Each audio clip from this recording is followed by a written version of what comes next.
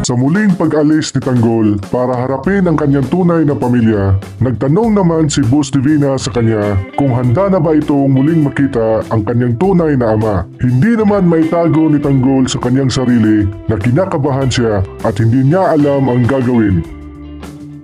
Samantala, sa pagbabalik ni Roberto Guerrero sa munisipyo, nakasalubong naman niya ang anak ng kanyang kapatid na si Inigo Guerrero. Nakita ni Roberto na may hawak na flyer ang kanyang pamangkin. Kaya naman, agad niyang tinignan ito at laking gulat niya na mukha ito ng kanyang kapatid na si Olivia Guerrero na tatakbo bilang isang mayora na magiging kapalit niya sa kanyang termino. Pero hindi naman nagustuhan ni Roberto ang pinaplano ng kanyang kapatid. Agad namang pinuntahan ni Roberto ang kanyang kapatid na si Olivia para kumprontahin. Diretsahang tinanong ni Roberto ang kanyang kapatid na si Olivia kung bakit ito pinangungunahan ang desisyon ng kanilang ama. Pero katwiran naman ni Olivia na pinangakuan siya ng kanilang ama na siya ang papalit bilang mayora pagkatapos ng termino ng kanyang kapatid na si Roberto.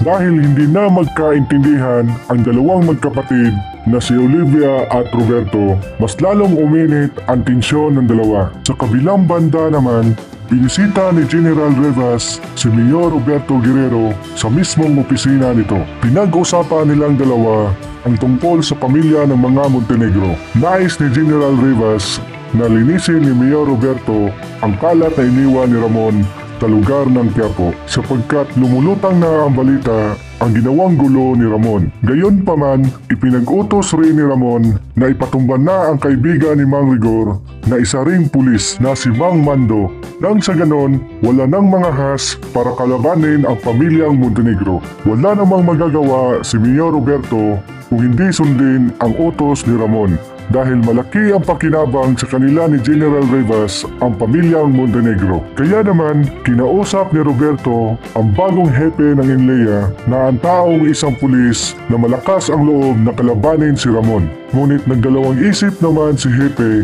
sa gustong mangyari ni Roberto. Dahil sa pagkakaalam ni Hepe, maraming kakamping pulis rin si Mang Mando na gusto nang ipakulong si Ramon Montenegro sapagkat marami na itong pulis na napatumba. Sa mga tagpong ito, muling pinaalala ni Mayor Roberto Guerrero kay Hepe na kung sino ang naglagay para makamtan niya ang pwesto bilang isang hepe ng Inleia.